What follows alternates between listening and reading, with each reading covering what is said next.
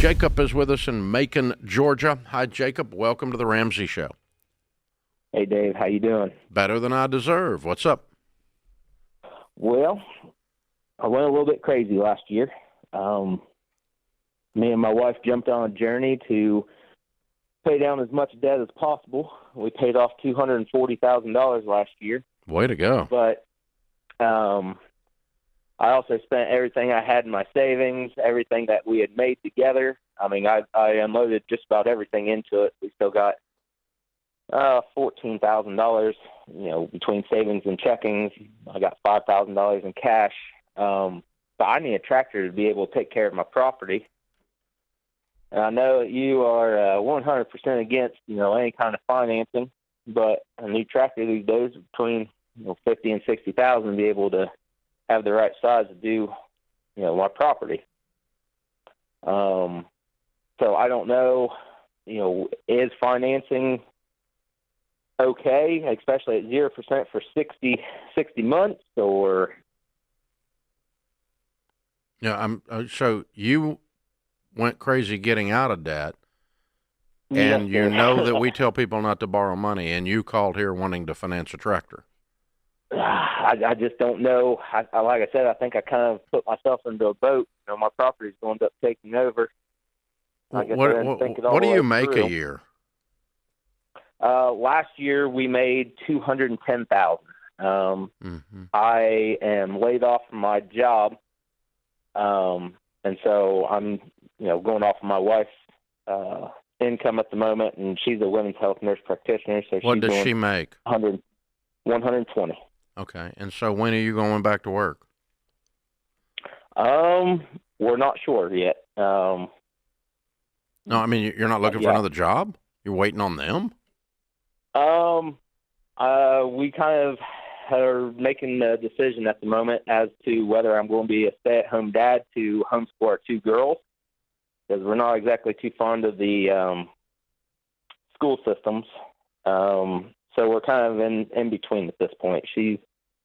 We're both talking about, getting some cattle and, just making some money off of the farm since we've already got the property. How much acreage do you have? 42 and a half acres. Okay. Does not take a $62,000 tractor to take care of 42 acres, dude. Okay. Seriously. It's not that big a spread. Okay. You know that. And you can't afford it. You don't have the money. So, Okay. and you're not making a living on the 42 acres. You may have a few cattle, but you don't even need a tractor for cattle. Have somebody run a bush hog over there every so often or something maybe, but especially if you're going to decide to stay at home and cut your income almost in half. Right. Why don't you go back to your to your old career, even if it's not with the company that laid you off? Kind of as much as I'd like to, we're looking at the well-being of taking care of our children. What were they doing while you were working? Well, me and my wife are 4 states away from each other, and you're 4 they were states with my away mother. from each other. Well, that's an Yes, interesting sir. piece Like of I said, information halfway through the conversation. We did something crazy. We went all out to pay off as much debt as humanly possible, to where, we paid down the house halfway, and all other debt is gone. So you're there. Where is she? She's in Georgia. We're both in Georgia now. She's back to Macon. Yes, that's where she's been. I went to Ohio to work construction. Oh, I see. And that's what you got laid off from? Yes, sir. I see. Okay. So not only do you not want to be you're not only worried about the kids in school, but you're also worried about being away from your family all the time. That's fair. That's a lot better plan. Okay. Yeah. You could, but you might not make as much as you used to make if you work construction in your area, right? Yes, sir. It'd be cut down to between 50 to 60,000. Yeah. So what do you owe on your? What do you? How much? The only debt you have left is your property. Yes, sir. We owe $260,000. Wow. So you paid off other stuff then, not that. The house was almost $500,000, and then I paid off her car also. And then my other house in Kentucky is paid off. What's the house in Kentucky? It's one that I bought while I was going to school. It was something I bought online. What's it worth? I did 200 to 220. Sell it and pay off your house and buy a tractor. Why do you have a house in Kentucky? You didn't set out to do that. You ended up with it from back in the day. If you didn't own it right now, you wouldn't write a check for $200,000 to buy a house in Kentucky, Tennessee, or Arkansas. Right. It's very random in your life now. I understand how you got there, but I would sell it and pay off your mortgage and use your fabulous fact that you have no payments in the world to save up and pay cash for a used tractor. Not 60, maybe 30, but pay for it. Okay. Sell the house. Why do you want to hang on to this house? You're not going to do that, are you? No, I've got some attachment. We've talked about for the last year to sell it. I've got $130,000 to $150,000 equity in it. Who cares? Sell it. Do you care more about your kids or this random house? Why? What are you attached to a house in Kentucky for? I had it for going to Bible college. Who cares? Jesus didn't live there. Take a picture and put it on the wall. Right. Yeah, I mean it's not an heirloom. It's a house. It's not your great grandfather's Bible. It's a house. I mean, dude, really?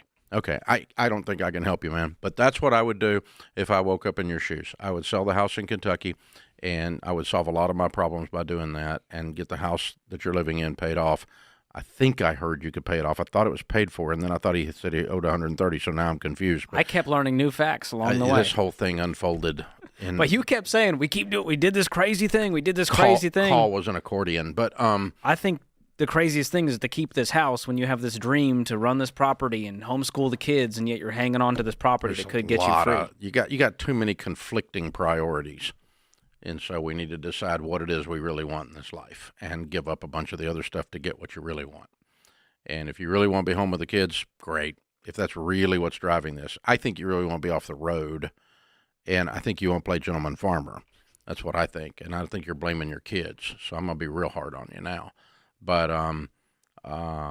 that's okay. And by the way, 42 acres is a gentleman farmer. That's not somebody making a living. So anyway, yeah, you do what you want to do. But if I were in your shoes, I would get a job in construction, and I would sell the house in Kentucky, and I would buy a used tractor for cash, and I would pay off my house. That's what I would do. But you're going to do what you're going to do. But thanks for calling. Appreciate you. Interesting story, at the very least. A lot going on there. Yeah. Moral of the story, too, is if you move 4 states away temporarily and take a high-end, high-paying construction job, if you're willing to sacrifice being away from your family, which he did for a short period of time there, you can make a ton of money. And that's what he did. And I don't recommend that for a way of life, but I do appreciate Jacob's work ethic. Oh, yeah. Being willing to go do that for a short period of time to accomplish some of the goals. He just got stuff out of line in the process. And then when he suddenly got sent home, I think it threw him into a tizzy. Yeah, this might be kind of a midlife crisis situation, trying to figure out what's next. But hope he figures it out soon. Absolutely. We gave him the plan. Thank you, Jacob. Create your free every dollar budget today, the simplest way to budget for your life. Brought to you by the Every Dollar app. Start budgeting for free today. Dakota is in Dallas. Hi, Dakota. Welcome to the Ramsey Show. Hi, Dave. Thanks for taking my call. How are you? Better than we deserve. What's up in your world? Hey, so I am 27 years old. I am making around $76,000 a year between my full-time job and a part-time job that I picked up. Cool. I am fortunate to not have any credit card debt, which is great, and I'm very thankful for that. But I am sitting around $45,000 in debt between my student loans and a car loan. Mm-hmm. My student loans are around $31,000 across 5 loans with my highest interest rate at 6.6%, and then my car I have about $14,000 left at a 3.79% interest rate. So I'm sitting around $6,600 in my savings account, and I followed along with the show and hearing, the goal of having $1,000 in savings is great. However, having that little amount also gives me a lot of anxiety. Just thinking of, random things that could come up here and there, car breaks down, extra expenses, things like that. So I guess my question is, with my lowest student loan being around $3,000, technically I do have a savings account to just start, knocking that out right away while still having a little over $3,000 left in the account. So I guess the question is, should I plan to start drawing from that savings account to start knocking those, student loans out and the car out, paying extra there? Or should I leave that savings account alone, look at refinancing? I'm not sure. How deeply are you willing to cut your lifestyle, and how many hours are you willing to work to where you could do this in 1 year? Yeah, so 46, what did you say, 41,000, right? 45,000. About 45,000. Out of 76,000. Out of 76,000 means you live on 30. Mm-hmm. Or you live on a little bit more, but you pay off everything in 1 year. Yeah, I'm working about 40 to 50 hours for my full-time job, salaried position. And then my part-time job, I was pulling an extra 15 to 20 hours a week there, at a retail gig. For my mental health, having that much time working. Why does it hurt your mental health to work? Just between the responsibilities, it's not that I don't have the mental health or the capacity to work. I don't want to come across like that. You said for my mental health, that's a bunch of crap. Yeah, it was just to the point where I was feeling super overwhelmed with the amount of hours that I was putting in. I wasn't. Yes, because you did not have you did not. You felt like a rat in a wheel, though. You were not getting traction. Yeah. If you were seeing this debt drop off at $3,000 to $4,000 a month, and you knew you were going to be done a year, you'd be fine working. But you were just stuck working. Yeah, I did. That's a better way of putting it. I felt really stuck. I felt like I was getting all this extra money, and then I was trying to allocate it working all the time and really hard, if you got great traction, is not that harsh. Right. It's not what you want to do the rest of your life, but I want you to be done in a year. In that case, $1,000 as an emergency fund is not as scary because you're going to be done in a year. Mm-hmm. Oh, wait a minute. You have almost $6,000 now, right? Yeah, I've got about $6,600 in my savings account. Oh, so we're going to put $6,000 on the 45. So now we've only got 39 to do in a year. Mm-hmm. Wow. So I guess to get further clarification, so the 1,000, like I said, does give me a little bit of anxiety because I just think, I want you to have a little bit of anxiety. What's giving you anxiety is $45,000 in debt hanging over you. Feeling stuck. When you are knocking off $3,000 to $4,000, you're not going to have anxiety. You're going to be knocking it out. And then you're going to be done. You're going to be 28 years old and not have a payment in the world. Can you breathe that in? I know. And wow. So what is your recommendation? Because I think that is my recommendation, darling. I had to replace 2 tires on my car. So I think if I'd have only had $1,000 in my that's enough to replace 2 tires. And then you replenish it. So you'd pause the debt snowball. Let's say that you have another 2 tires go out. Pause the debt snowball. Your next paycheck's going to cover the tire. You already have $1,000 in the emergency fund. And then you move on. You just pick up where you left off. Get the $1,000 back. Instead of $3,000 or $4,000 going on your debt this month, only $2,000 does because you got to buy some tires. Okay, that makes more sense. Okay. You got 2 new tires now, so that problem's out of your way. Yeah, there'll be something else though. There'll be something else break. Right. Yeah. And you're going to be working all the time.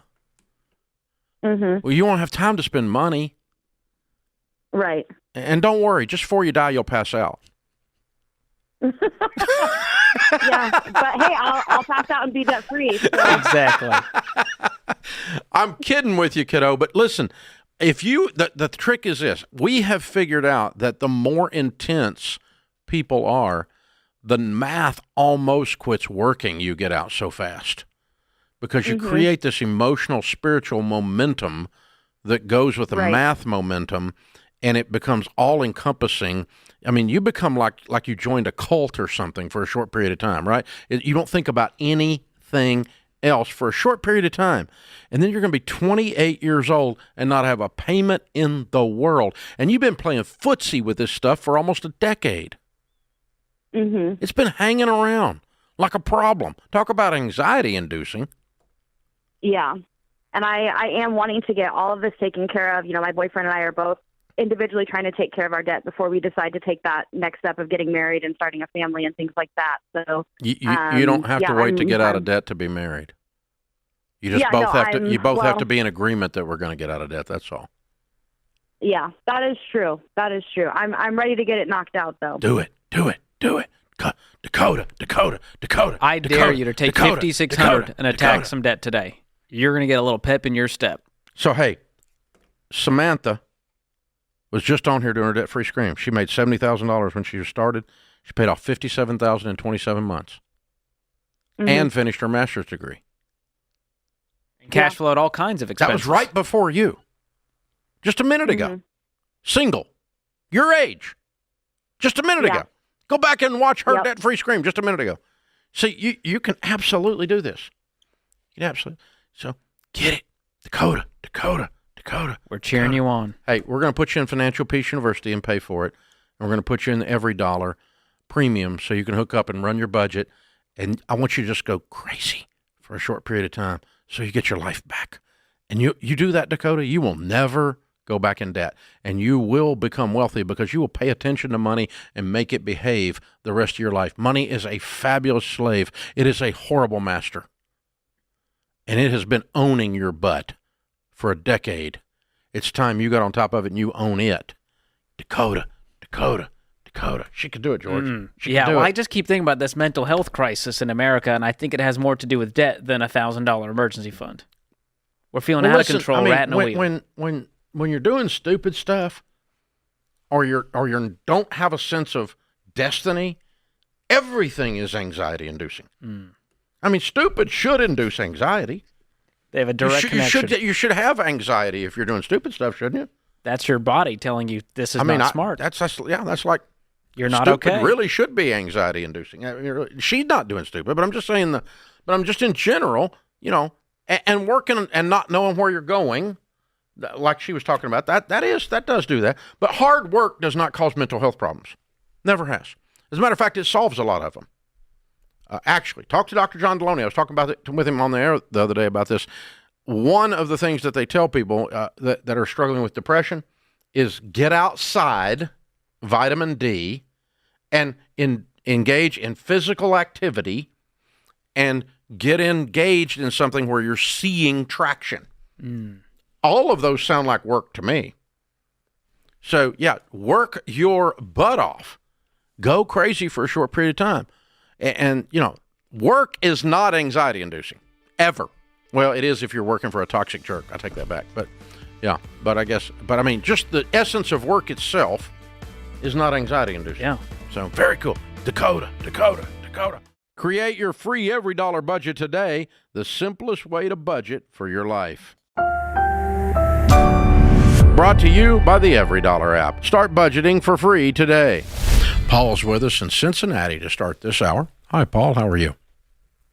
Hey, Dave. Doing better than I deserve. How are you? Just the same, sir. What's up?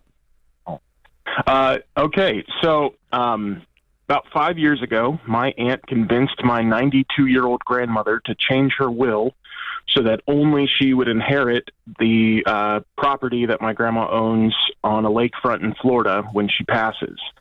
My grandma's 97 now, and her health is not very good. I was wondering if it would be wise to try to acquire the property by means of a property tax lien after my aunt inherits it, and she inevitably fails to pay the taxes on it. Okay. So your aunt did talk your grandmother into doing something where the rest of the family got cut out. Is that what you're angry about? Am I getting this right? That's right. Okay. All right. Well, I don't know Florida law, but that's probably not going to work. And sometimes you hear these guys, and you may have seen this, that may have been what prompted your idea. These guys in the real estate get-rich-quick world and they say, go buy tax liens, and you can just, you buy people's back tax position, and then you become the owner of the property, and it's just easy. You can just do it all. Listen, I've done it like 6 times, like when I used to do real estate for a living and I was doing foreclosures for a living. Never ended up with a single property. Because most states, including the one I'm in, have a right of redemption that is 1 year or 2 years. So let me give you an example. If Florida has that, and I don't know Florida law, okay, but let's pretend Florida has a 2-year right of redemption, which is pretty standard. Then you buy the property for the back taxes. The property sold because she didn't pay her taxes, and you buy it for back taxes, and you buy this $1 million property for $100,000. Okay, I'm making this up, but you follow my example so far. Okay. Yes, sir. Then the former owner of the property has 2 years to give you $100,000 to buy the property back. That's the right of redemption, and you can do nothing with it during that 2 years, because if you do, let's say you're going in and do $100,000 worth of renovation, then they can redeem it for what you paid for it only, and you'll lose your renovation money, right? If you take out a mortgage to do this and you pay payments on the amount, the $100,000 you borrow to buy the tax lien out, and you pay payments on that, you don't get any of the payments back. All you can get back from the other owner when they buy it back from you is what you paid at the auction. So, and I'm okay with that. No, listen. Here's what's going to happen. Right? If she loses it and she knows she can come back and get it for $100,000, it's worth $1 million. She's going to go get somebody to buy it, and so she'll come back, give you $100,000, buy back, and resell it the instant she does that for $500,000. The other guy gets a deal. She puts $400 in her pocket and walk away. Unless she's an absolute lunatic, she's not going to walk away from a huge equity in a property tax state that has rights of redemption. So it's just. Well, you do say there's crazy in every family, right? Yeah, this is a different kind of lunacy I'm talking about. This is like anyway. Yeah. So, Paul, when you said she convinced your grandmother, is your grandmother not all mentally, like, did she do it from a almost an illegal standpoint of her not being? Was your grandmother not of sound mind? Yeah. She was deemed not sound of mind about 2 months after the will was changed. Well, I would dispute the will then, but I think you're better off to dispute the will on that basis. Okay. Because she didn't suddenly lose her mental faculties within a 60-day period of time. Right. So if you've got a doctor's opinion 60 days after the will was changed, that will's probably not valid. I'm not a lawyer, but I'm right. I believe you. Okay. So I would spend my money on that angle. And really, what I would do, truthfully, is I would just sit down with your aunt and say, what you did was wrong. And you know it was wrong because Granny was not of sound mind. And this will is not going to stand. So instead of us fighting about this in court, why don't you do the right thing and let's redraft all of this and come to an agreement that the family is going to have even disbursement of this instead of you stealing this from your siblings. Because I'm not going to allow you to steal it from my mom and dad. I'm going to sue you. So we need to work this out without the lawyers, because the lawyers are going to get it all if we use them. Yeah. I would just sit down and confront. And it's not worth I pay a lawyer for it. The property's not valuable? It's the land itself is worth about $50,000 to $70,000, and the house is worth what a scrapyard would pay for the aluminum. Okay, so why do you care? It's where we spent every Christmas when I was growing up. It's where I learned how to fish with my grandpa, who's been gone for about 20 years now. Yeah. And I'd like to keep it as a holiday home for my family, and maybe even live there when my wife and I are up there in years. I'm sorry that your aunt is a twerp and is messing with the family's memories, and I'm sorry that it breaks the little boy that lives inside of his heart. I'm going to tell you, having been in these situations myself many times in the last 63 years, just let it go. Forget it. Just forget it and move on. It ain't worth it. Go get you some memories with your babies. Go get you some memories with your buddies and the couples that you all love, and spend time with them and build a new set somewhere else. That's what your grandpa did originally, and he didn't do all this for y'all to fight. Just let it go. That's what I would do. It's hard for me to do that. Which is hard because it's not justice. It's not justice. It's hard for me to do that because I'm a hillbilly and I'd rather fight you than not. But it's not worth it. Yeah. It just turn it loose. It's just if it was $1.5 million or something, we can argue about it. But I don't. For $50,000, right. He's right. He's going to spend all his money on a lawyer. And the other thing, man, these people are living rent free in your head for the next 3 years while you're in court dealing with this. You have tenants that took up residence between your ears, Yes. Because it becomes all consuming and it's all you can think about, and it's not worth it. It's not worth $50,000. Just let it go. I know you were hurt, and I know she's wrong, and Rachel's right. It's not justice. Yeah. It's not justice. It's just. But for your well-being, Paul, it's just wise to move on and live your life. Yeah. Spend the money and the headspace that you would have spent on this, setting up a new deal and a new legacy that will cause your grandfather to be in heaven smiling at you.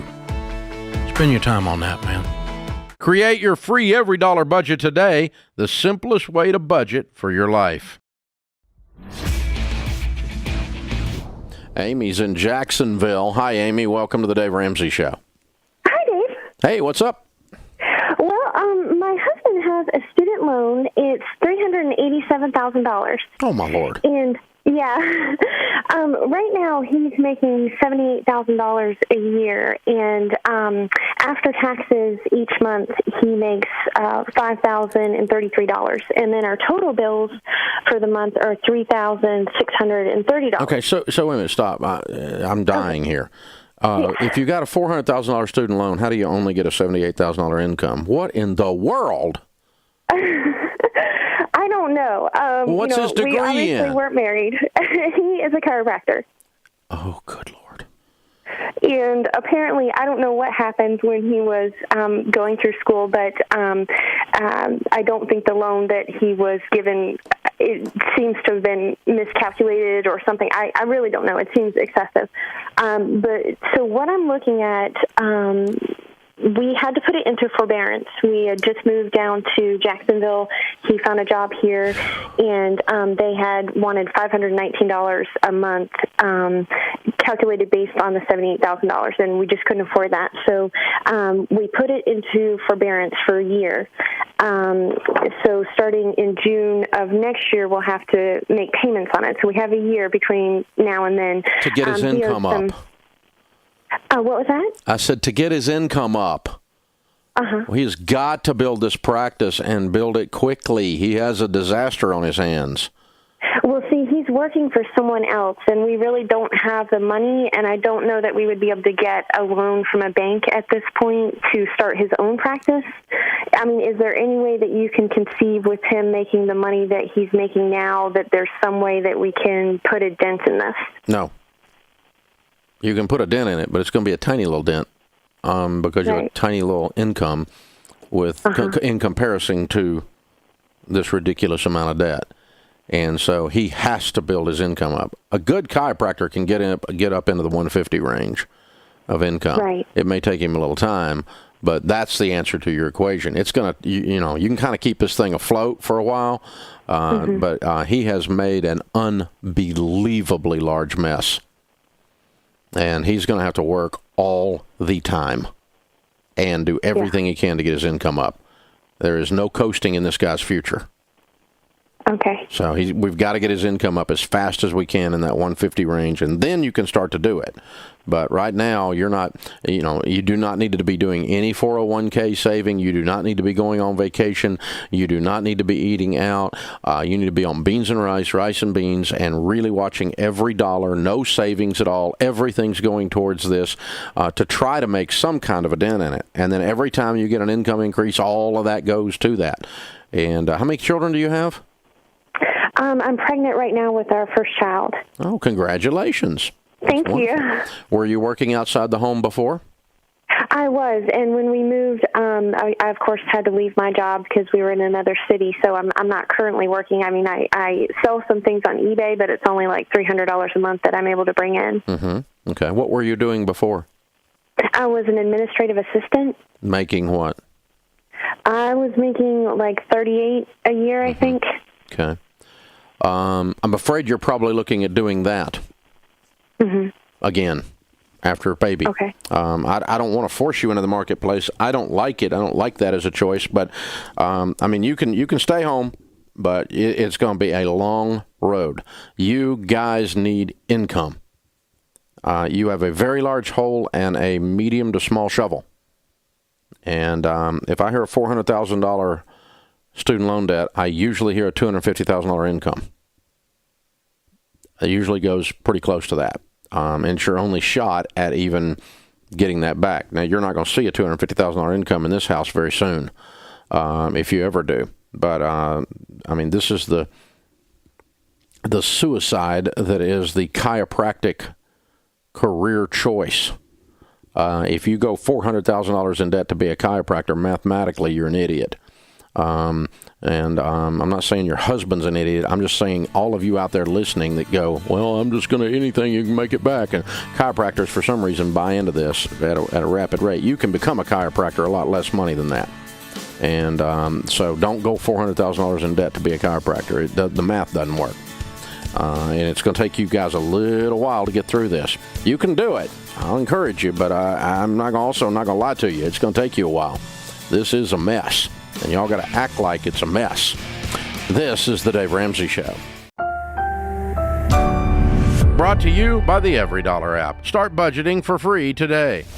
Quick question. Well, two quick questions. First, I own two businesses. One is a mobile home park, and I also am in the Airbnb business. I own 3 Airbnbs. I do have some debts, obviously on the mobile home park, a truck and a side-by-side.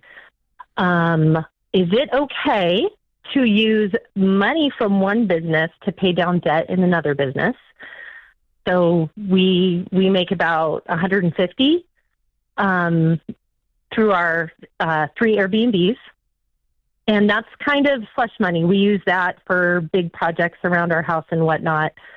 But our mobile home park, the loan on it in 2 years readjusts. So we also want to pay down that balance as quickly as possible before it readjusts. So is that a big no-no tax-wise? And no, there's no tax difference. All of it is taxed at your rate. I assume these are all held in LLCs? Yeah, they're 2 separate LLCs. Yeah. So you know what happens? You know LLCs don't pay taxes, right? Yes. Whatever the profit is in the LLC lands on your personal return. That's where the taxes are paid.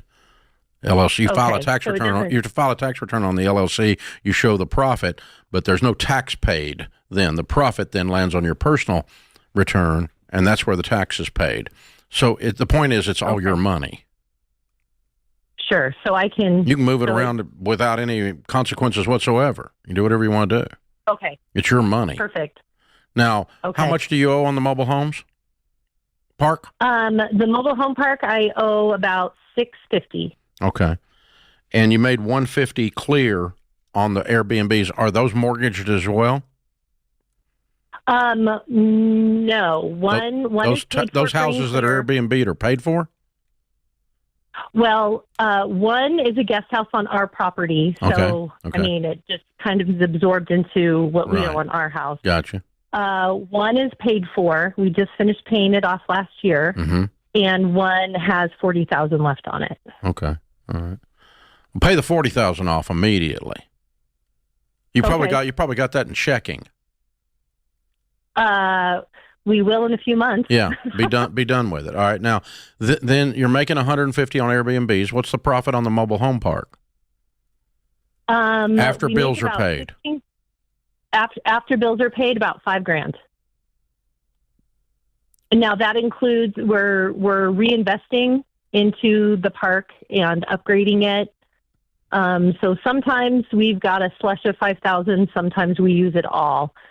$5,000 a month, or $60,000 a year. You're making nothing on this. Why? Why in the world you have a $650,000 mortgage on something that's only making $60,000? Oof.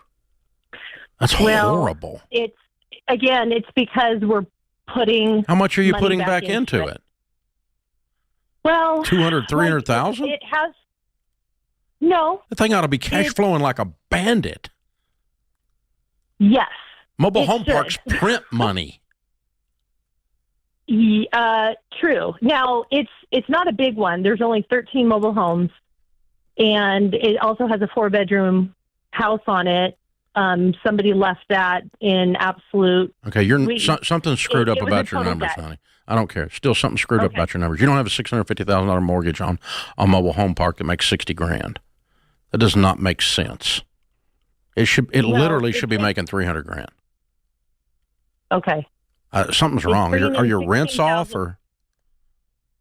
You know what? Well, as a mobile home park, some of our rents are pretty low. I mean, it's low income housing. I know that. I said, are they not? But you're not charging. It's a trailer. Of course, it's lower income housing. You know what? Half of them we have redone, and the rents are keeping up with the local economy. The other half.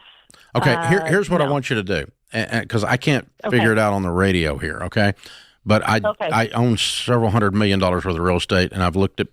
I've owned mobile homes. I've owned parks in the past. I don't own anything like that right now, but I know the numbers on these things. So here's what I want you to do: if you did not own this mobile home park, I want you to back up and ask yourself this tonight, and run the numbers. And you and your husband look at the numbers, and you said, "I've got the opportunity to buy this and go $650,000 in debt to buy this." And I'm going to make $60,000 a year after doing that. Would you buy it again? The answer should be no to that question, by the way. But if there's other things that you and I aren't connecting on where this money's going inside this thing, which you seem to be alluding to, and there's a lot of money, I think, missing in this conversation, you need to look at this and say, do I need to not be doing a bunch of this stuff and instead paying down this mortgage? Because the stinking thing's going to reset, and I want you to pay it off. That's what I was working towards. I don't want you to pay it down. I want you to pay it off. And if you're making $300 instead of $60, you could do that before it resets in 2 years by plowing it all into the mortgage instead of into improvements in the mobile home park. And that's what I think should be happening. Yeah. But I'm missing some money here because you can't find it in our conversation. And it might not be there, but I think it should be. You should not have $650 invested in mobile homes that are going down in value and then only be cash flowing $60K. That sucks. If that's what's happening, you should sell that. If you can get someone else to buy it, you should sell it and get rid of it, because that's a horrible ROI in that such horrendously bad investment. But if you're making $300 or $400 on the thing, somewhere in there's something I'm missing in these numbers, and you can get rid of this mortgage before it resets with the Airbnb money piled on there too. And I think you might be able to do that instead of fixing up the sidewalks or some kind of crap in the mobile home park. Let's get rid of the mortgage, and then we'll go back and do our improvements on the property, our capital improvements, once we're debt free and we've got real cash flow. That, I think you might have the stuff out of order. That's what I think is happening. But if you really are $650,000 in debt on depreciating, losing value mobile homes, and you're only cash flowing 60, you got a really bad deal, and you need to get out of it if you can. It sucks as an investment. Mobile home parks generally aren't that bad. They generally are cash money, because Georgia and I talked to a lady earlier this week, Ken. The Investing Essentials event? She had on the air here. Oh. She had 750 tenants, and of those, I think 60 of them or 70 of them were in mobile homes that she paid $20,000 a piece for, and she was making bank. Yeah. I mean, she was printing money. Yeah. Off of that. And so that's what normally occurs. And so I think there's too many improvements here. She's alluded to that. She couldn't give a specific number. What it sounds too like. many redwood decks. Yeah, or something. I don't know what you're doing. You're giving them all a hot tub. I don't know what we're doing, but it's like, I don't know what's happening, but something's got to change. Anyway, that's the thing. So mobile homes, for those of you that are looking for something to live in, never do that, because they go down in value. It's a car you sleep in financially. That's what it amounts to. And if your parade of homes is going down the highway, you might be a redneck. I'm just saying. So seriously, and I love it. I'm not picking on you if you live in a mobile home. I'm telling you, don't buy one to live in. They go down in value. Houses go up in value. The place where you sleep should be going up in value. That's what you ought to purchase. If you're going to do an investment like she does, however, or the lady we talked to, she got 20 grand a piece in them, and the things are cash flowing. Yeah. She's breaking even every 20 seconds on those things, and she can buy another. And if they in 5 years are worth zero, she buys another 20,000 and throws it on the pile. Yeah. And that's a different thing. You're cash flowing on a depreciating asset model there, but that actually can make business sense. It's a pain in the butt to operate them, but it can actually make ROI business sense. So, wow. It's an interesting discussion, Andrea. Thank you for involving us in it. I'm sorry I wasn't more thorough, but that gives you some things to chew on and for y'all to think about. Create your free every dollar budget today, the simplest way to budget for your life. Roderick is with us in Pittsburgh. Hey, Roderick, how are you? I'm doing well. How are you? Better than I deserve. What's up? Well, I guess in a nutshell, my wife and I are planning a move to start our careers. She is graduating in about a month or so, but we both have a substantial amount of student loan debt in the neighborhood of well over $600,000. $600,000? Yes, well over that. We're both physicians. I hope so. I hope you're freaking brain surgeons. What's your specialization? I'm family medicine, she's psychiatry. Oh, my Lord. Right. Kidding. These are not exactly high-paying fields. How'd you get $600,000 in debt for that? Well, I personally came from a single-parent household, and I had to pay for college, graduate school, and medical school through student loans. And my wife also took out student loans to pay for graduate school and medical school. So what do you project your incomes to be first year? Well, for residency, we're starting, our income will be combined about $108,000. Yeah, that'd be about right. And then when you get out of residency, what do you project your incomes to be? Right. When we get out of residency, it should at least triple, if not quadruple. I think we would both make in the neighborhood of about $200,000 to start. Each of us not family medicine, combined. You're not. Income has increased significantly for family medicine in the past couple of years. No, it hadn't. No. Okay. I work with docs all the time, dude. I mean, 100.5 is what you're looking at probably, unless you get an unusual gig of some kind. If you can get 200, I'm not going to be mad at you. You need it because you sure have a dadgum huge mess on your hands. Right. What a mess. Yes. So you guys You guys need to live like college students until this is gone. I don't care what your income is. You need I guess.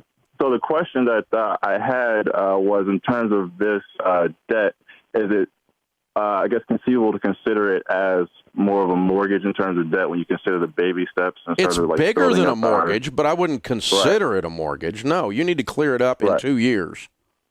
Okay. You're making $400. You need to live on $50 and clear it up in 2 years. Right, and that was what that's definitely the plan. We don't plan to buy a house or anything until we clear up this. Then how would you consider it a mortgage if you're paying it off in 2 years?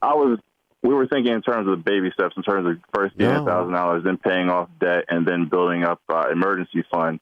Should we allocate? I don't think if you're making $400,000 a year or $300,000 a year, you're not going to need much of an emergency fund. Initially. I'm just talking about starting this year because making that much money isn't until about year 4 or 5. Yeah, I know. So that's what's scaring me here. But yeah, you need to live on nothing and pay everything above nothing towards this disaster. You need to be in panic mode, dude. I mean, I can't breathe, and it's not even my debt. $670,000 worth of debt, and you're just nonchalant about it. I don't want you operating on me. Unbelievable. Oh, man, what a mess. Yeah, you need to really, really focus on living on nothing. No house buying, no car buying, no vacations, no eating out, and completely focus on cleaning up this mess. Because, dude, if you do not do that, you're going to be in debt for decades if you're not careful here. I'm so sorry. What a horrible thing to be facing. I can't imagine how overwhelming that must feel or should feel. Hey guys, thanks for watching. If you enjoyed this video, click the subscribe button to get the latest content and check out these other great clips from the show.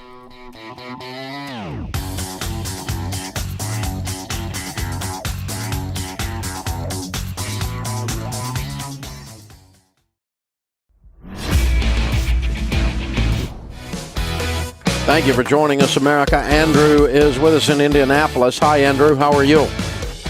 Hey, doing pretty good. I'm glad I finally got a hold of you. I got a situation. Okay.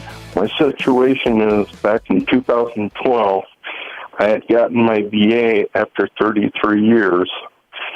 But while I was staying at this hospital, this nurse called the VA and told them that my name didn't match up, and she called Medicare and said that I had VA insurance all the way back to 1981. She failed to tell them that I just got it. So what Medicare did is they went back 4 years and took all the payments back.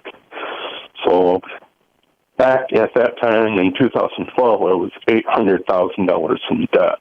So I called Medicare and I asked them if they could reverse that because someone called and lied, and they said that we're not going to, even though Congress allows us, whether we can do it or not.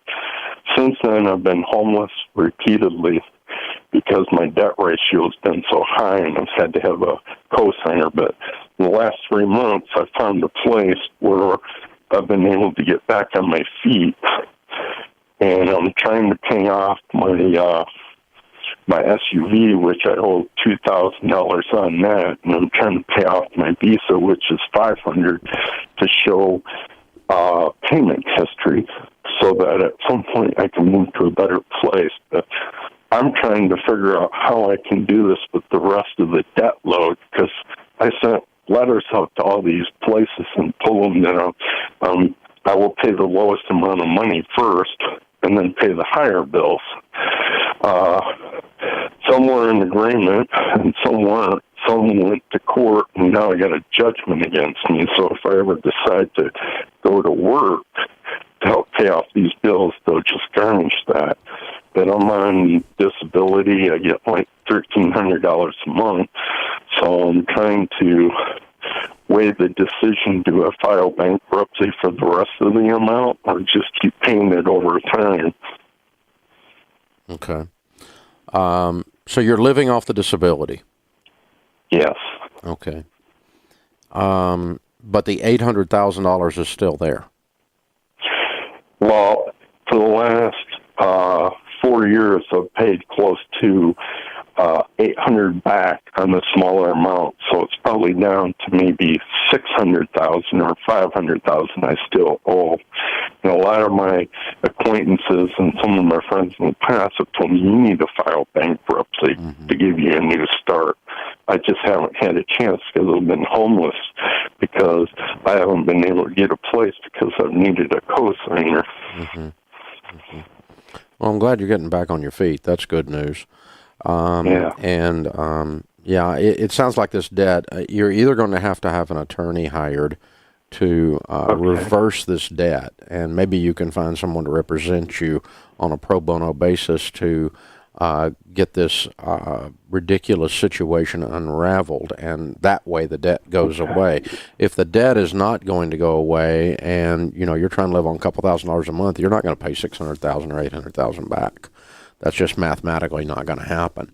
And so you would be a candidate for a Chapter 7 bankruptcy at that point and get completely cleared up and, have that fresh start, assuming that debt is all bankruptable. And I don't know the situation with what you've described, whether Medicare is going to be there or not on that. So, I think you need to seek some legal counsel and get some advice on that, what you would have to do to file bankruptcy, or you'd have to do to see if this situation can be fought. And what I would do is check with some of your local churches, since you're in a program coming off the street trying to get your feet on the ground. And I would check with some local churches and see if one of them can lead you, and maybe they can lead you toward an attorney that would help you, as a ministry to get things going here. I don't have that resource, or I would give it to you. But I think that's what you're going to have to do. And then that will lead you to your decision as to whether or not bankruptcy is really your only option. If you can't clear it by fighting it, you're going to have to clear it with bankruptcy, because the numbers you're giving me aren't going to work. So under anything, short of some kind of minor miracle. But hey, I appreciate you calling, and thank you for joining us. Hey guys, thanks for watching. If you enjoyed this video, click the subscribe button to get the latest content and check out these other great clips from the show.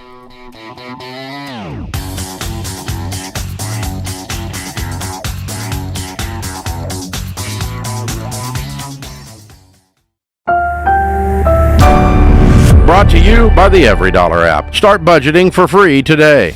Let's talk to Matt in Pittsburgh, PA. What's going on, Matt?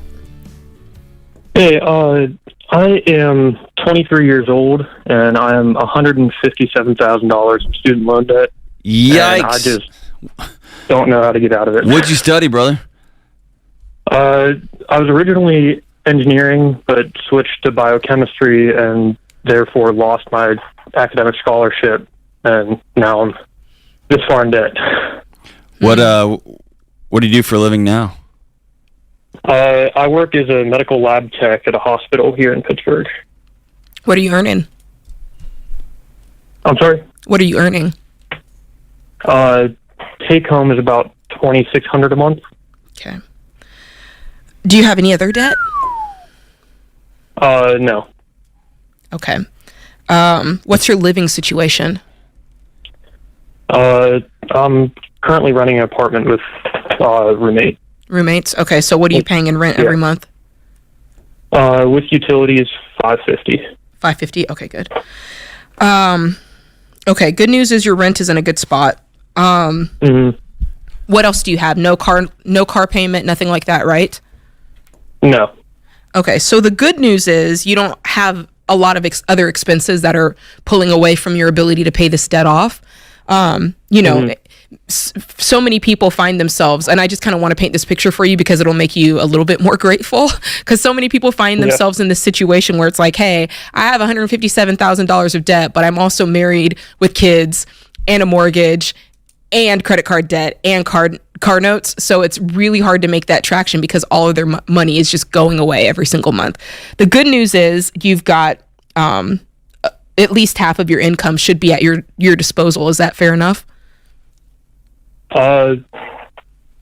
Yeah, with the minimum payments and the rent, I don't have much wiggle room, like with groceries and gas and everything. What are you spending on groceries and gas for a single guy? Groceries, I can get my bill to like $200 a month, and then gas, probably about, I want to say like $250 a month. Okay, and then does your job take out insurance and everything like that? Do you have that benefit? Yeah.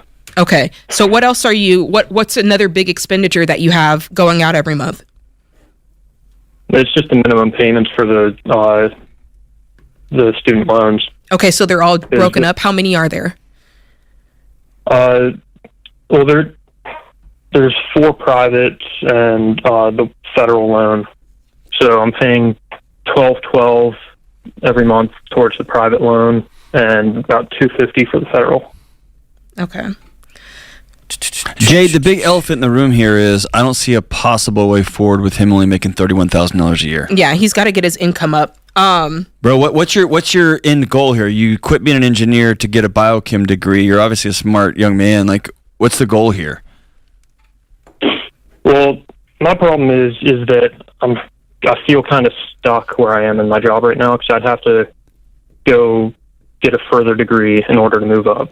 Yeah, that's what I mean is, like, you're better off right now going to try to get a manager's job at McDonald's or an assistant manager at Home Depot. And I know it won't have the prestige of going into a hospital and being a lab tech, but bro, you are broke. And I'm saying that because I love you, right? I mean, you can't eat $200. I mean, I went to Chick-fil-A the other day and it was like $19. I mean, it's out of this world expensive to exist. You just can't do that on 31. So whatever you want to do down the road, man, I'm all for you. Once you go to med school, if that's what you want to do, or PA school, or chem school, if you can get a master's in chemistry, whatever it is, I'm all for it. But right now, you can't eat, dude. And that means you're going to have to break some hearts, and everyone's going to be like, oh my gosh, you got these degrees, and they didn't. Yeah, right now I got to go make a bunch of money.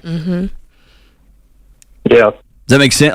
Yeah, it makes sense. You're calling us like I wish I could just be like, all right, Jade and I, we bestow it upon you.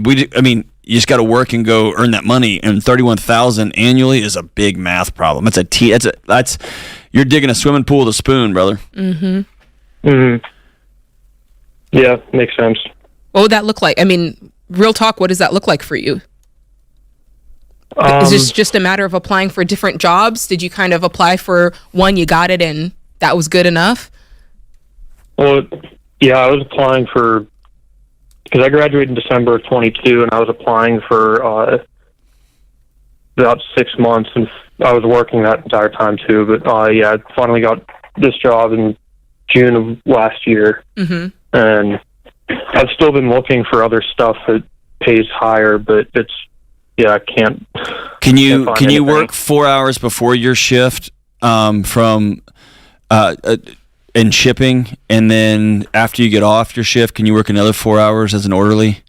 I know those are two positions that are hard to find in hospitals. Or can you go over and work in the gift shop or in the, like, I'm just trying to say, I understand that draw to be in that ecosystem. You worked hard to get in there. This is what you're passionate about.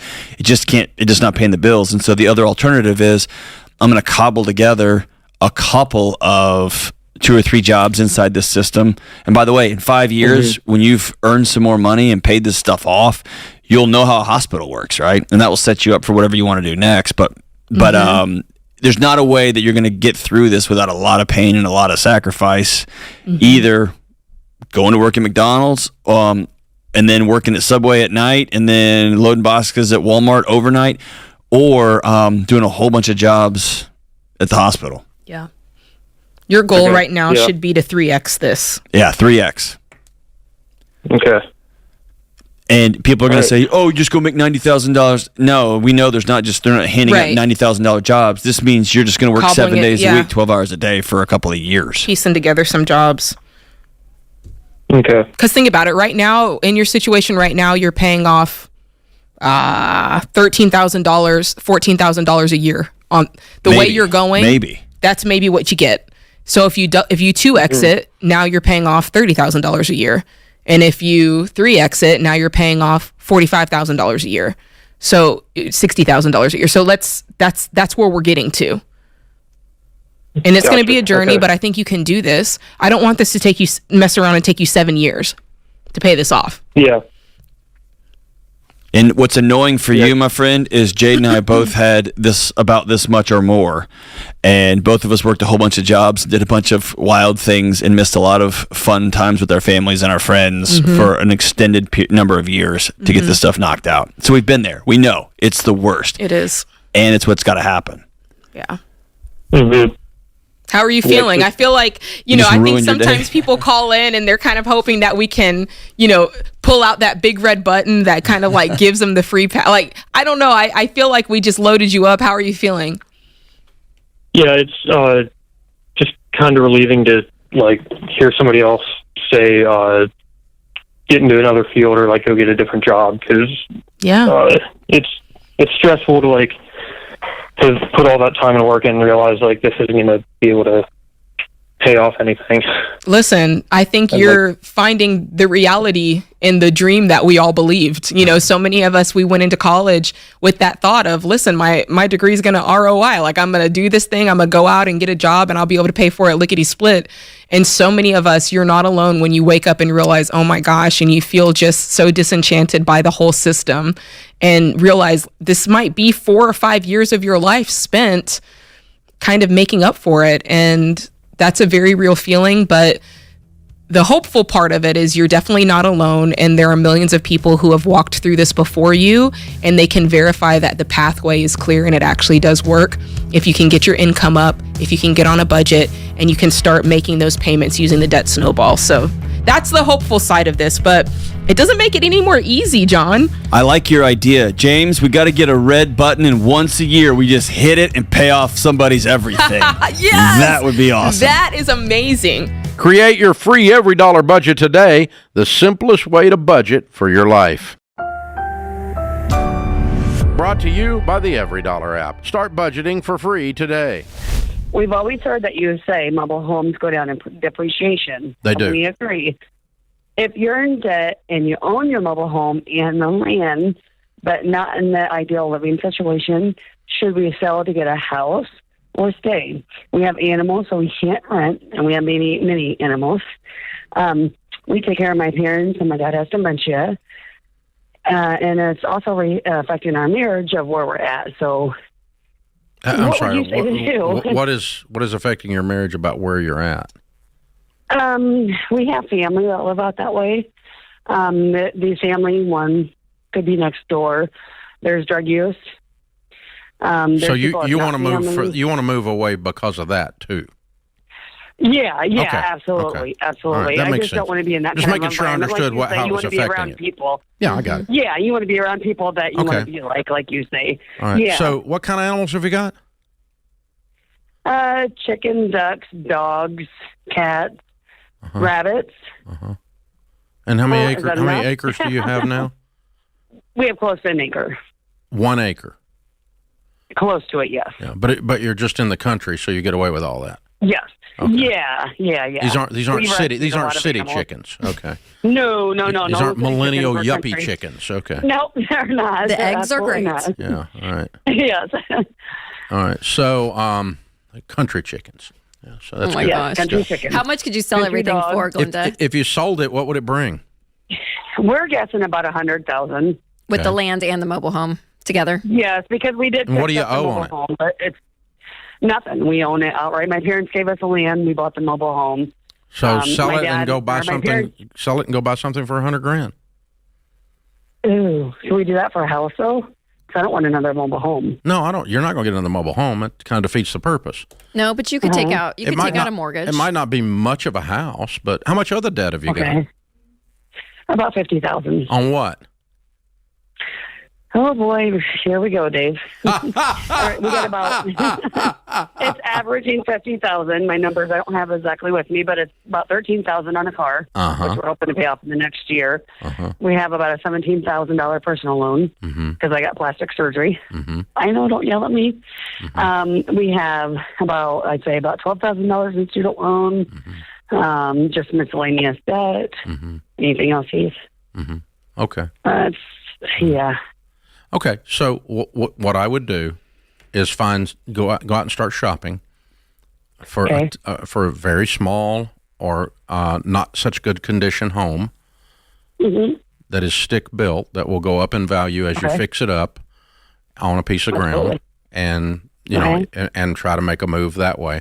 Now, then the other options are because whatever the value of this mobile home is in 5 years, can you and I agree it's going to be way less than it is now?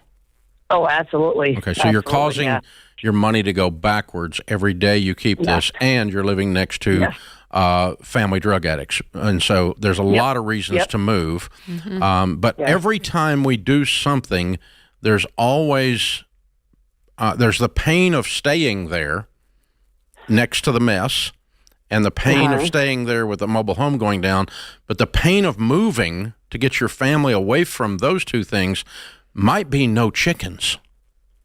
I would be fine getting away from it. Yeah, and so the animals, you may have to cut the animals down to a level that you can rent for a little while, write a check and pay off everything, and have a lower animal level. And I love animals, but you got to make choices in these situations. Yeah. And it's greater in this situation, obviously, from a financial and just, getting away from the mess, to be able to say we have peace over here, and that may mean eliminating, selling off. Yeah. So let's pretend that we could write a prescription for you if we were the doctor, okay? And here, if you go fill this prescription, you will be wealthy, okay? So you sell the place. You go rent something with $50,000 in the bank and zero debt, and you straighten your act up and go back through Financial Peace University, get on a budget, increase your incomes, and let's pile up cash on top of that 50. And 2 years from now, let's buy a nice place for 150 because you have no payments except a little rent payment. It's going to cost you some animals, and you're going to have a lot of peace in your life because you have zero debt and zero drug use next door. And you're going to be cleaning up you, looking in the mirror, and you're not going to say I'm a dropout anymore. You're going to go back through Financial Peace University, and I'm going to pay for it. And if you go do all of that stuff, your life is going to be such a completely different place 4 years from now, 5 years from now than it is now. But if you go do one of those things, it's not going to work. You're going to be right where you are. You can't just do part of this. You can't take, if the doctor gives you 4 prescriptions, say, I'm just going to take one of them, and then gripe because you're still hurting. Yeah. You know, I'm still ill. My health is still bad. So you're going to have to do the whole thing, Glenda. And if you do that, honey, you can do it. The lady I'm talking to is not dumb. You're smart. You can do it. You just have not chosen to do it yet. So now it's time to choose. So hang on. We'll help you. If you want financial peace, we'll give it to you. You go back through it. This time be serious, like your life depends on it. Because, honey, it does. The quality of your life depends on you getting your act together. And dump that stuff, man, and let's make the move. Make it happen. Boom, boom, boom, boom, boom. You don't have to be a mess. You're choosing to be a hot mess. Change the choices, and you can do it. You're the kind of lady that can do it. You got the stuff. I'm amazed what happens when people follow through on all that. When they do the whole thing. Yeah. Yep. I know. And how pitiful the results are when you just do part of it. Yes. But the pain is you're giving up things in the present that you feel like, oh my gosh, well, we need this and that. And well, it's the devil that I know. It's that. You know, it's the mess that I know. Yep. I'm used to my mess. And the thing is that you can get back to part of the life that you're, sacrificing right now and the things that you love, right? I mean, same with like a car, for instance. I know a car is not an animal, but like, we tell people sell the car. You can get that car again one day when you pay for it. Like, it's not like you never get that car again, but do it the right way. And even like think, something like the animals. It's like, yeah, maybe for a season you don't have animals. But if you really miss that, then you work towards a life to get them back and to be able to say, yeah, we want that life again. And that's the beautiful thing about it. But you're just doing it the right way, which the order is really important in that to find the success and to do it well. Yeah, that's exactly right. Yeah, me and you didn't grow up on a farm, but your mom did. And her emotional attachment to animals is almost zero. Oh, my gosh. So, Dad because weeps. they always leave because you sell them. That's what you do. You're on a farm. That's what you do. And so the need to, so she still does not grasp the idea that our dogs are one of our children. She can't get that. She's just like, you are a weird man. And so, you do love a dog. I do love a dog, and I love babies and dogs. I know. That's what a lot of people don't know. Internet, y'all should know that. Dave can be harsh. Dave can be harsh. But not to babies and dogs. But when your dog is, you came over when we had to put Nala down, and Dad laid in the floor with our lab and cried before we put her down the night before. I mean, you really are oversharing. You do. What? It's beautiful. It's so great. He does. He loves dogs and babies. My grand dog for 10 years. Man. I know. It was terrible. It was a good dog. So sad. Oh, losing a dog is terrible. Terrible. So we want you to be able to get back. We're not animal haters is the point. Yeah. Yeah. But sometimes you got to go, 16 cats. Yeah, something's got to go. Yeah, and that's 15 of them. Yeah. Or 16 in the case of a cat, but yeah. Not cat people, but I don't know. Maybe we can get there. Oh, here we go. Create your free every dollar budget today. The simplest way to budget for your life. Brought to you by CHM, a biblically based alternative to health insurance. Learn more at chministries.org/budget. Man, I'm not even quite sure where to begin, but I seem to have a ginormous problem handling my finances. I am 27 years old with a wife and 2 kids, and I have one on the way in July. And I'm just kind of like up to my throat in stress on trying to figure out what I got to do to stay the course in trying to be debt-free. I've been a part of the show for about 6 months now. I even bought Dave Ramsey's The Total Money Makeover, and everything was going well. I had baby steps 1 working into 2. I had everything listed from smallest to largest, paying the smallest stuff off. And then right around the holidays, I kind of just fell off a cliff, started buying things I didn't need. And just recently, I got into a $2,100 purchase of headphones. What? And what do you mean you got into it? It did not take very much convincing, to be truthfully honest. Okay. I love music and stuff like that, so it didn't take much convincing for me to buy them. Okay. I was leading emotionally rather than thinking rationally, and that's when I kind of realized I've got a problem, and I cannot, I can't get out of it. Okay. So let me ask a quick question, Eli, on this, because I love how vulnerable you're being. And I think you've nailed it. I think you've diagnosed what's going on, that you can't do this on your own. And so we're going to walk with you on this call. But before we dive in deeper, I'm just curious if you'd be willing to share from your gut, what do you think is the emotion that's driving all these impulse purchases for you? What do you think it is? How would you describe it? I believe desire was probably the best thing I can come up with. Just the sheer desire of wanting to get, anything that I've always wanted, stuff that I didn't get when I was growing up. Stop. There it is. So now we're going to go deeper for a second. Okay. You said desire, but it's actually something else. What do you think it is based on the fact that you didn't have it when you were a kid and now you want it? What is the deeper emotion? It's deeper than desire. What's driving the desire to get stuff? What do you think? I don't know. Yeah, you do. You just took us there. Go back to your childhood. What was your childhood like? Childhood came from a family of divorced parents, thrusted very quickly into a different setting with my stepfather, and just money was always tight growing up. Just not having enough money. Didn't have much, did you? No. Very strict upbringing, and nothing wrong with that, of course.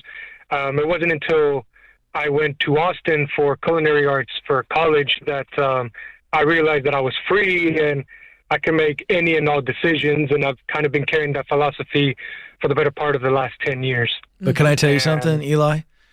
You're free philosophically, you're not free emotionally. You're still that little boy who was afraid he was never going to get anything nice like all of his other friends. And so now you're an adult and you're afraid if you don't buy these things that you are that little boy who didn't have anything. And I'm telling you, there's something there. Now, I don't want to make the whole call about this, Jade, but I just felt like when somebody presents as, I can't do anything about this, I think that's right. By the way, if you have ever had a friend who's an alcoholic, or if you go through the 12 steps, or you're familiar with the 12 steps, the key to transformation is to get to a point where you say, I can't do this on my own. I need help. And he presented that way, and I think that's great. But I also wanted him to see when there's an impulse, the impulse is just the reaction, and you've got to dig deep and go, what is the underlying issue that is making it so easy for him to be talked into $2,100 headphones when he's broke? Absolutely. And that's real. Right. And Eli, I'm not saying that to put shame on you. I'm actually hoping to help you see something, because I think you can recover from this, but not until you deal with the emotion that is driving the impulse. I agree with Ken. I agree with Ken 100%. Matter of fact, if I were you, I'd probably jump into some counseling and get to the bottom of that, just because Ken is so right. What we've experienced in our past 100% informs how we view money, how we spend our money, what we think we're entitled to with our money, what makes us feel uncomfortable with our money. All of that is driven by what our relationships have been with money, whether it's from childhood, with our ex-wife, our ex-spouse, whatever it was, right? That all plays into it. The cute answer that I would give you for this moment, because I wish I were more of a therapist in that area, but I'm not. But the cute answer is you've got to get to the point where you're not sacrificing what you want most for what you want right now.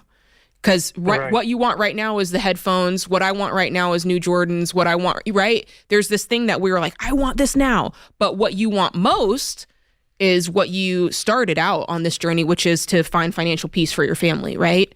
And so it's in those moments that you've got to kind of tie back to, okay, why did I start this journey? What is it that I'm truly trying to accomplish? And if I can just keep on the straight and narrow, there will come a time where you can buy the headphones, or you can buy some of the things that you want to do. So that's the cute answer. The truth is you're really struggling to do that right now in this moment. Yeah, but I thought you set him up beautifully. Eli, Jade just nailed this. I mean, you have to replace the $2,100 headphones with, what do you want your life to look like 20 years from now? She's spot on. What do you want for your kids? And so all of a sudden you start to go, ooh, I want that, and I really want that. It's the trade-off. So how much debt do you have? Me personally, I have about $24,000 in total debt, about $2,500 in credit cards, $7,000 is in purchase finances, $4,000 to $5,000 in student loan, and then the rest is personal loans. So where did the $2,100 headphones go? Did they go on a credit card? They went through a firm. A firm? Oh, Yes, that's like buy now, it's pay one later. of those buy now, pay later. Yes, correct. Like Klarna and stuff. Can like you that. sell those? Probably more than likely so. That ain't my definitely world. I mean, you can sell way less anything. than the- You can sell Yeah, anything. I should have said, can you sell those and get a good chunk or do they devalue quickly? You could if they're in good shape, I'm sure you could sell them. You can sell them on Marketplace or put them somewhere. I'd start there. Yeah, I'd Let's get start rid of selling those. all the stuff you've bought that you can still sell. Okay, I got you. I do believe I'd go back. I do believe I have a 30-day warranty of some sort where I can exchange them or return them for a refund. But I'd have to double check on that just to make sure that is accurate. And let me hit you with something else, Eli. I've heard Dr. John Deloney say this, and it's so true. Your stuff talks to you. Your stuff, it does. It talks to you. And I bet you when you walk by it, because you've said what it is that you truly want, let your stuff talk to you and it talk you out of doing this again. Because I bet when you walk by those headphones, they're like, you said you were going to make things right with your family, right? When you walk by those purchases, they're telling you everything that you said you were going to do. So by you getting rid of them, selling them off, and let it be a reminder of what you said you wanted to do and start surrounding yourself with things that are telling you the right thing. CHM isn't health insurance. It's a health cost-sharing ministry. Check it out for yourself at chministries.org/budget. Brought to you by the EveryDollar app. Start budgeting for free today. I have 3 different types of loans. I'm just going to break it down for you. My first loan is $20,525 in credit card debt, and second one is $22,000 in student loans, and the third one is a car loan of $20,211. Mm-hmm. Those 3 loans are equaling the same amount as my income. So my income is $63,000. Mm-hmm. And my question in particular is for the credit card debt. I'm about to max out my credit card, and honestly, I'm paying $1,500, $2,000 a month, and it's not getting anywhere because of the interest. And I'm just trying to weigh my options here and see should I not pay and just settle it with the creditor, or should I find another option, especially for the credit card debt? Mm. Is it just one card, or is it several? Just one card. Okay. What do you do? So I work in the humanitarian sector. I help refugees. Okay. You work in the humanitarian sector and you help refugees. Yes, but I work in the finance department. I see. Okay. All right. How old are you? I'm 28 years old. Okay. It's just you? Or you have I kids, have a wife and a son. Wife and a son. What's your wife make? My wife, she came from overseas, so she only has a high school education, so she's a stay-at-home mom. Okay. How old's the son? He's 7 months old. Okay. So what's been the situation in your life where you can't live on $63,000? Tell us more. It's mainly stupid mistakes. Before I got married, I had no debt besides the student loans, and I had $20,000 in savings. And I think after I got married, especially the wedding in our country is very expensive. The wedding cost me alone $30,000, and then on top of that, diapers and gold for the wife, and just I brought the credit card. I'm sorry. Did you say gold? Yeah, I have to buy gold. Yes, that's how you get married overseas. Hmm. Okay. The gold was alone like $10,000. Okay. So you got $40,000 that you didn't have to get married.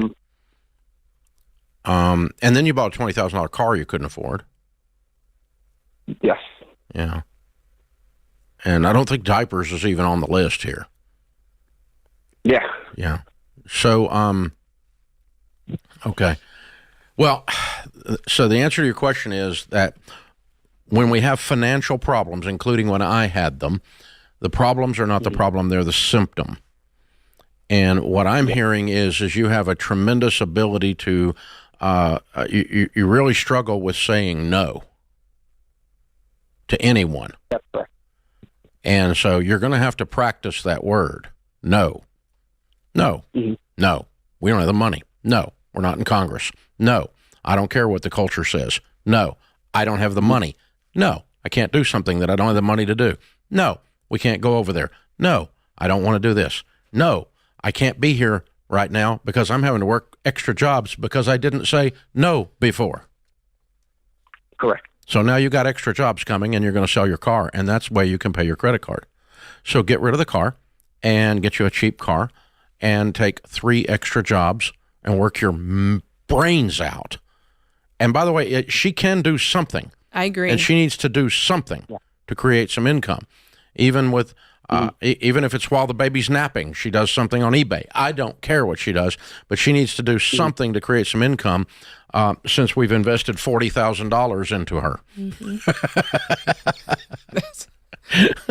You're not wrong. That was pretty cold. That was pretty cold, but you're not wrong. That's true. You know, that's worth talking about. Stay-at-home mom.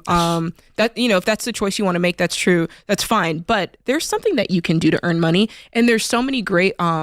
If you don't want to pay the full cost of daycare, there's great Mom's Day Out programs where it can give you some time back. 7-month-olds sleep a lot. Yeah, there's time back. Open up the computer and start doing something. Yeah. While they're sleeping. There's something you can do and earn some money.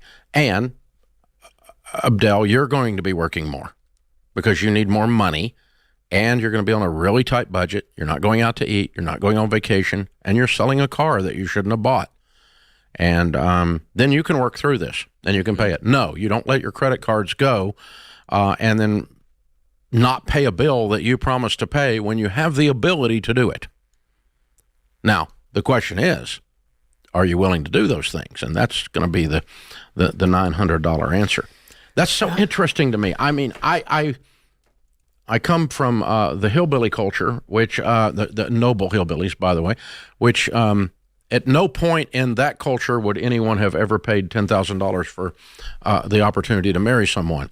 You might have gotten paid $10,000 to get someone out of their house, but you wouldn't have paid for it. So it's so foreign to me. It's so, no pun intended. But I mean, it's obvious it's something that's a big deal in his culture. I'm not 100%. Not disrespecting that, but I just can't get my head around it because it's not where I come from. That's right. Yeah, it's a lot of money. That's $10,000, $30,000 wedding. So you're looking at a broke guy who's going to bring your daughter to America and be his wife, and the culture says you have to give $10,000 in gold. Mm-hmm. Wow. Well, you know, part of it is, it just goes to show that culturally, no matter what culture, there's things that if you really put some thought into it, you can say, well, that's a little bit backwards, right? Like, we've got that in our culture. We talk about it every day. Yep. Our culture says, hey, if you need something, go into debt to get it. You want an education, get a student loan. You want a car, get a car note. And it takes a moment to, like you said, you have to look at that and go, does that really make sense for me or really for anybody? And it's a head scratcher. And then you say, no, I'm not going to do that. Yeah. I'm not going to be normal. I'm not going to be normal.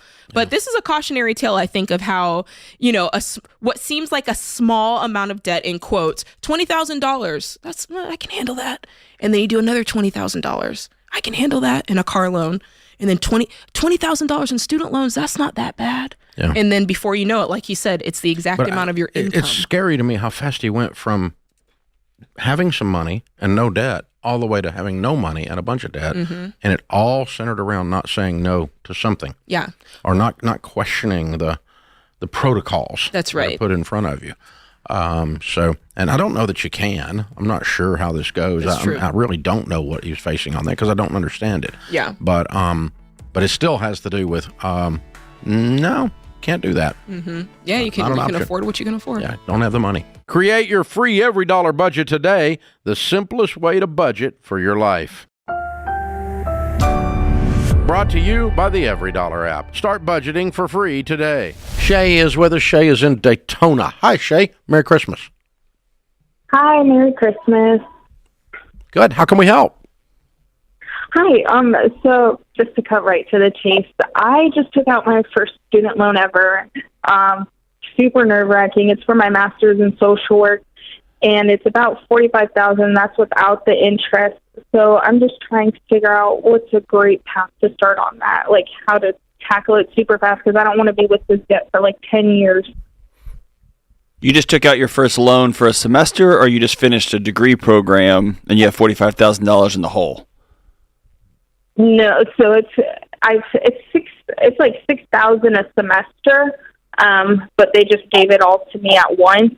So it's $45,000 is what they gave me at once. Who's they? I've never heard of that ever. It's financial aid, FAFSA.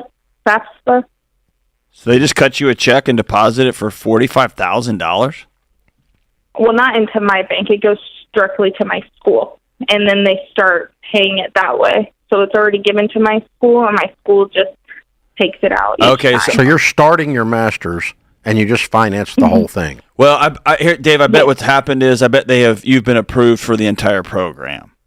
I bet they don't have a check for I bet your university doesn't have a check for $45,000 because they wouldn't prepay like that. Because you could quit, you can drop out, it could be a whole thing. But my guess is you were approved for the program, and the school gave you a letter that said you've qualified for $45,000 in federal aid, and every semester you're going to have to re-up and re-up and re-up and re-up. Okay. That's my guess as to what happened. I've never heard of the company. So you're just starting your master's. Yes. And you're spending $45,000 to get a master's in social work to make what kind of money? Not enough. It's about $90,000, which would be the salary for it. There's no way you'll make $90,000. That is the salary in Florida for it. Where?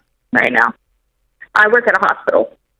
And a starting social worker with a LMSW makes $90,000? Not starting out, no, but I've been doing social work and case management and all that stuff for years. So with the experience, and once I get it, I'm already making $50 right now, so they're bumping it up. Wow, that's extraordinary. Good for them, because that's a field that needs more people, that drastically is usually underpaid. As a guy I've taught graduate school and mental health programs, I've lived this world. What I would plead to you is you make $50,000 a year. I would cut back for the next 3 years and cash flow this program. Please, please, please don't chain yourself to the federal government and then try to go into a serving profession. It's a recipe for burnout, and it's just gonna melt you from the inside out. Please don't do this. Yeah, that was one of my big fears. It's just like, I just definitely don't want it lingering for so long, too. And when it comes to money, I just have really bad anxiety over it. The way it doesn't linger is you don't take it. Don't take it. Don't take the check. Yeah. Pay cash for your degree is what John's saying. $6,000 a semester. Go pay it outright for the 3 semesters plus your 3,000 hours, whatever you have to do. Your hospital not got any financial matching for education? No, because I'm not a nurse. They only have it for nurses. Okay. And what enticed me to it was because they said at first that they would, and then when I got here, they said, "Oh, sorry, no, it's just for nurses." Yeah, I'd find another place to work too while you're at it. I'm serious, 100% serious. If they're gonna lure you in and then they're gonna bait and switch you, that's a company without integrity. I wouldn't work for them. Gotcha. And I know this is a radical shift, but I would go to the school and say, "Hey, I need my semester by semester cost," and they're probably going to tell you, "Well, it depends if you take 6 or 9 hours, whatever," and say, what is a full-time and what is a part-time student going to cost? And then you make $50,000 a year until you find another job where you'll make $60,000. I want you to cash flow this program. What we're trying to tell you is that uneasy feeling inside of you when you called is real. It's right. And it's telling you, don't do this. And we're telling you, it's right. Don't do it. The best way to get this degree is pay cash for it, and look for someone, maybe another employer that pays $90 when you're out, but also will help with the education, like this one promised, but it was reneged on. And so let's do a couple things here that are pretty radical. But if you kind of just you sound pretty chill, and if you kind of just allow all this to happen to you, it's going to step on your face. Don't allow this to happen. You need to stand up, square your shoulders, and head straight into this with your teeth, with a warrior yell, girl. I mean, you need to get after it. Create your free Every Dollar budget today, the simplest way to budget for your life. Brought to you by the Every Dollar app. Start budgeting for free today. So, I guess a little bit of background. My wife and I are in our early 30s. We have a young, growing family. And in the last year, we purchased her family home for my mother-in-law. Some things kind of changed in our lives recently and decided we needed to move home and spend some more time with her. We are currently, I'm going to say, in between steps 6 and 7. So home is paid off. We've been basically banking everything else. We're in a position where if the home is paid off, you're in 7. Yes. Well, so the reason I say it that way, we know we're going to have to do some pretty serious renovations to the house to make it work for us long term. It's on, a decent amount of land. It's in a good school district. We see our family growing there, but there's going to be significant, changes that need to be made to support our family long term. And I'm wondering, is a HELOC the right way to do that? I kind of went into the renovation process with the mindset of we do a little bit at a time and just kind of pick away, room by room and talking to the general contractor, the changes that we're going to have to make, that's not really possible to do it that way. So it's kind of an all or nothing kind of thing, I think, in their minds. And it's, they're not paying the bill. That's true. Yep. If they won't pay the bill, they get an opinion on that. I understand that they have a structural concern or the approach to the construction, really but they're not taking into consideration your family. So what is your household income? Last year, low 200s. Okay, and so what's this project? If we looked at it in total, going to cost? The current budget is right now 150 to 250, and some of that they're not going to determine until. They need to get inside the walls and inside the attic and the structural things. Bull we're crap! Not to that point yet. We're not going to start a project when we don't know within $100,000 what it's going to cost. Okay. You don't have a contractor. You got a guy who wants some money. No, we're going to have this dialed in detail as to what we're going to get into here. This range, let me tell you what that'll turn into. 350 is what that'll turn into, because this guy's making this crap up as he goes. No, thank you. No. So anyway, all right, let's just pretend it's a $200,000 tight, detailed budget that we know is accurate, as opposed to what you're dealing with now. And let's use that. You make 200. Okay. Then what I'm going to do is I'm going to break the project down into chunks as small as I possibly can, which is what you were trying to do room by room. You may not be able to approach it room by room. You may have to have another angle on it. You may have to say, okay, the first chunk is $75,000 because we got to do this whole whatever, right? And then the next chunk is 10, and the next chunk is 30, and the next chunk is whatever. And just break it out in chunks, and then you save up and do a chunk at a time. Mm-hmm. And if the first one is a big one, you hold off until you save that much money making $200K. Yep. Okay. I'm not going in debt to do it. Why would you need to? Yep. You make plenty of money, and you're going to be there anyway, so you can do this over time. What are they telling? Is there a danger? Like, is there a? It's inconvenience.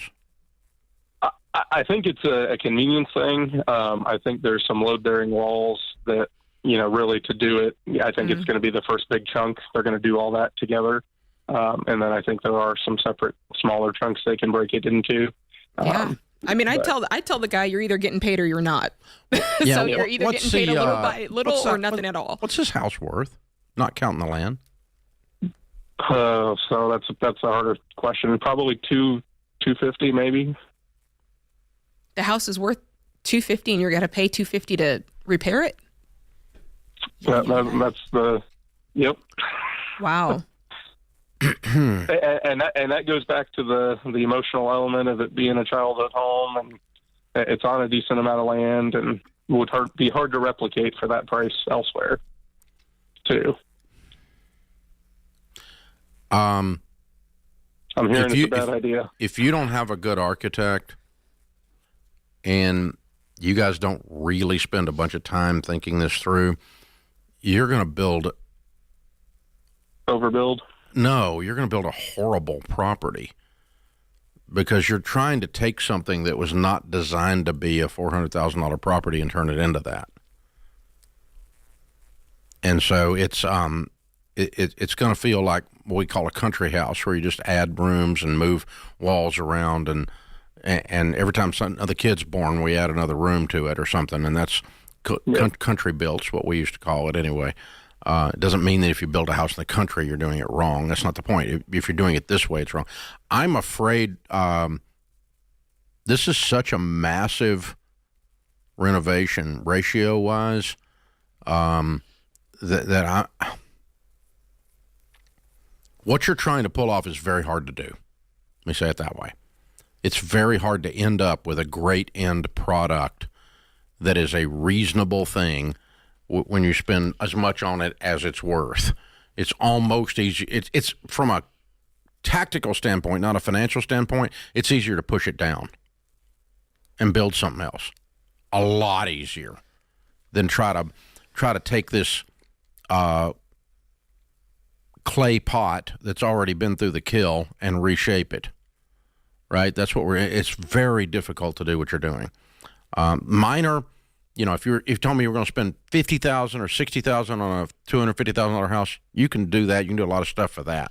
That's a different thing. But you're talking about basically rebuilding this whole house, and you could really end up with a piece of crap. I feel like there's a way that he could do that and still salvage parts of it and use that for the rebuild. But I'm saying you really need to think.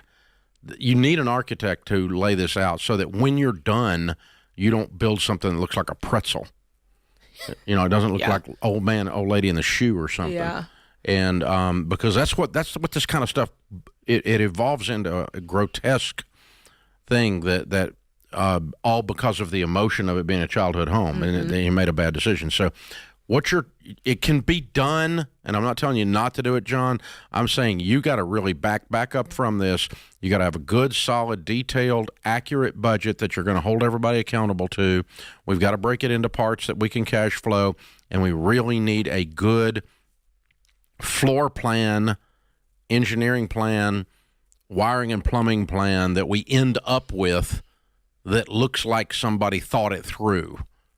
Instead of like, well, we need an extra bedroom, blump, Yeah. That's jeez, man. It's a mess. So, you really, what you're trying to do is very hard to do for somebody who's never done it before, and not end up with a mess. Yeah, it's very hard to do.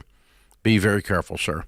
Get every T crossed, every I dotted, everything thought through before you raise a hammer toward a wall, and everything dialed in. Because if you don't, you're going to end up in a financial mess with a bad product and something that takes years and years and years to accomplish and shouldn't.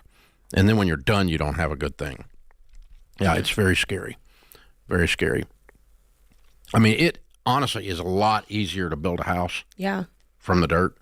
A whole lot easier, and end up with a great product than it is to do even a 40% or 20% rehab, much less 100% rehab. Yeah, it's just got to feel tough because he's already paid it off. He's paid it off, and then he's like demolishing the thing. yeah. But I mean, a lot of people do tear downs to get the lot. That's true. And but obviously, we're not going to get to tear this one down because it's childhood home. Yeah. But all the emotion, he brought that up 3 times. So obviously, we're not bulldozing it. But wow, tough. You can do it, but you really need to lean in on the details. You need to be project manager extraordinaire. Create your free every dollar budget today, the simplest way to budget for your life. Brought to you by the Every Dollar app. Start budgeting for free today. Anna is in Detroit. Hey, Anna, welcome to the Ramsey Show. Hi, how are you? Thanks for having me. Sure. What's up? Well, a little bit of a situation, and I'm hoping maybe you can give me some advice. My husband bought our house from his mom 19 years ago. She had quite a few houses at the time and decided that she could sell one of them to him. He was 19 at the time. Went through a closing, with, a proper close agent, and signed all the papers. He is the only name on the warranty deed. and has been responsible in living in this house for this past 19 years. A couple of years ago, she had asked us for quite a sum of money, and we said we couldn't afford it. So in retaliation, she went to the county clerk and filed a fraudulent quitclaim deed on the house, claiming that our house is now her house. There's no checks and balances with that system. So yes, there is. It went through, and everybody. The checks and balances are you put her in jail for fraud. Yeah, because she's a freaking crook. She's a criminal. It's been 2 years, and we're still fighting. And now, instead of getting our day in court, they're saying that it's going to either cost us $20,000 to take it to court, or we can pay the ransom and maybe settle for something less and just pay to get rid of it, to pay to get out of it. You mean pay her? Yeah, a settlement, right? So why have you not filed criminal charges? Well, I talked to the county clerk, and she said, you need to get an attorney to, the quiet title. So that's what we did. And your attorney needed to advise you to file criminal charges. Someone stole your house. It just happens to be that you know the crook. Right, that it's related. But he said, well, that would be a separate lawsuit, and that wouldn't get you the quiet title that you need to free up your house. That would be a whole separate matter. I disagree. I'll help you to get your quiet title, but then maybe on another point. And I'm like, man, we've already spent so much money trying to get the quiet title. And so now we're really looking at maybe just calling the police and starting a report. Yeah, I think I would. Okay. I think I would file criminal charges on her. And that's the thing. We thought maybe it was just a misstep. Because obviously this is not someone that that your husband has a relationship with his mother. No mother in her right mind would act like this. This woman is deranged. How long has he known she's crazy? A couple of years. Now it's been 2 years. He didn't know she was crazy before this? No, he was young and a single parent, right? So he How long have you been married? About 16, 17 years. Yeah. How long have you known she was crazy? Because I figured it out in about 30 seconds. There was a lot of, kind of red flags when we were first dating, but I started dating him when we were 16 years old. And so we were so young. I think we were very, I don't know. It was just. Well, you don't want your mom to be a crook or crazy. Nobody wants that for your mom. Exactly. But some people's moms are, because obviously there's crooks and crazy women and men out there. So sometimes the dad is a moron. It just is. Very strong Christian raising to honor your mother and your father. And I think there was a lot of things that we just said, no, she just needs help. No, if we can just pull her through. No, if we can just, be there and help her get up on her feet. We did that for a lot of years. And then finally I said, you know what? I told my husband, either our household or hers, but you can't be the man of both. Yeah. And he chose our household. Good choice. And that's when the crazy came out. Yeah, sure. I guess when you set really boundaries with crazy people, it accentuates their crazy. Henry Cloud teaches us that in Boundaries 25 years ago. Okay, so you've got some choices. Obviously, there's no relationship left, and it's a very sad situation. So what is the most practical process here? It doesn't cost much to file a criminal complaint. Okay. There's not a lot of cost involved in that. That's why I'm shocked that this attorney, in quotes, didn't recommend that you do that as a part of the quiet title. Because here's the problem. If your attorney that was quieted the title, and then said deranged mother-in-law decides to file another one, you get to do it over again. And he stays in business the rest of his life. So I want her having an incentive to stop this crap, and that's called jail. Yeah, well, yeah. She's not going to jail, by the way. Darn it. No, she should. I don't. But they won't put her in jail. They'll settle with her, but she will get the message not to screw with y'all. Yeah. Okay. So who said it would cost $20,000? Not to file a criminal, it doesn't. No. You said they told me. Yes, our attorney. We've already paid him $40,000 over the past 2 years to get a quiet title. And now we're to the last bit of it, and he said, you either settle or like take this to court. Yeah, or fire him and get a real attorney. That's another option. I've called different attorneys, but they said I'm too far into the matter. No, you're not. To get another one. No, you're not. I've gotten all these stories, and I guess I just need some real good counsel. The problem is sometimes when you're dealing with lawyers, they took the class on they're always right, and they forget that they work for you. Right. He's your employee. He should do what you tell him to do, or she should do what you tell him to do, and that's what lawyers are supposed to do. But instead, they took the class where they tell you what to do, and some of them are really confused by that class. So sometimes us real people have to explain to them, lawyer does not mean you do what you want to do. It means you do what I want you to do, as long as it's within ethics and within the law. And so, we need to, this has not been aggressively enough to suit me in the discussion I'm having with you. If this happened to me and I own a bunch of real estate, I don't care who filed that. I would have filed criminal the next day. Okay. And I thought maybe I needed to get, basically a judge to say, this is fraud before I could go to the criminal and make that accusation. If the judge says it's fraud, it should quiet the title instantaneously. Right. Because that invalidates take a judge ruling of fraud over to the county clerk and go, judge says this is fraud, you need to take this quitclaim down. They'll take it down. That should that's the quieting of the title. That's what it means. It's the cleaning up of a dirty title because it's a fraudulent thing. God, man, some people. Who does this to their own kid? You whacked chick. Unbelievable. Go to jail. Do not pass go. Do not collect $200. Go straight to jail. Monopoly. She's collected enough. It's over. Just like Monopoly. Create your free every dollar budget today, the simplest way to budget for your life.